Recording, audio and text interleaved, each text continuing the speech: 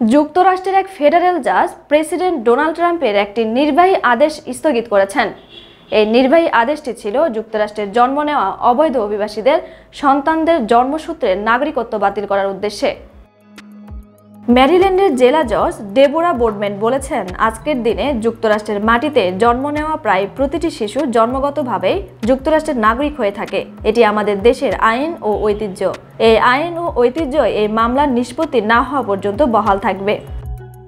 Trump 20 জানুয়ারি শপথ নেওয়ার পর কিছু সময়ের মধ্যে দাবি করেন এটি হাস্যকর। জন্মসূত্রে নাগরিকত্ব দেওয়ার বিষয়টি শুধুমাত্র আমাদের দেশেই রয়েছে, এটি সম্পূর্ণ অযৌক্তিক। এদিকে ট্রাম্পের নির্বাহী আদেশের বিরুদ্ধে আলাদা একটি মামলার সিয়াটল ভিত্তিক এক ফেডারেল জজ একে স্পষ্টতই অসাংবিধানিক ঘোষণা করেছেন। এর ফলে আদেশটি পুরো দেশে সাময়িকভাবে স্থগিত রয়েছে। মোট 22টি রাজ্য ও বেশ কয়েকটি সংস্থা এই নির্বাহী আদেশের বিরুদ্ধে মামলা করেছে। এই আদেশটি যুক্তরাষ্ট্রের সংবিধানের 14তম সংশোধনীর নাগরিকত্ব সংজ্ঞা পরিবর্তন করতে চায়। এই সংশোধনী অনুযায়ী যুক্তরাষ্ট্রের জন্মগ্রহণকারী যে কেউ নাগরিকত্বের অধিকারী হন।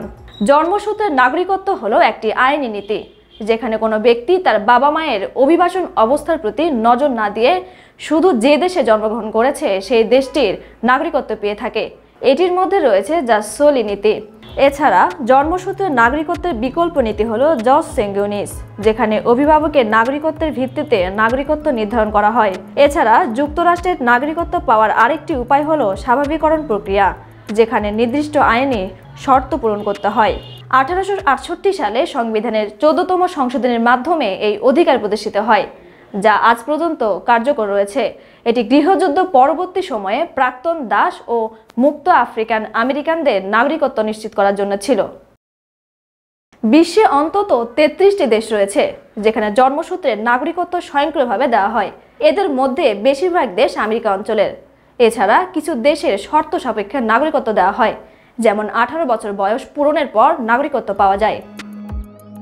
শর্তহীনভাবে জন্মসূত্রে নাগরিকত্ব দেওয়ার দেশগুলো হলো অ্যান্টিগুয়া ও Barbuda, Argentina, Barbados, Belize, Bolivia, Brazil, Canada, Chile, Costa Rica, Cuba, Dominica, Ecuador, El Salvador, Gambia, Grenada, Guatemala, Guyana, Honduras, Jamaica, Lesotho, Mexico, Nicaragua, Panama, Paraguay, Peru, Saint Kitts ও Nevis, Saint Lucia, Saint Vincent ও Grenadines, Trinidad ও Tobago, Tuvalu, যুক্তরাষ্ট্র, Uruguay, Venezuela.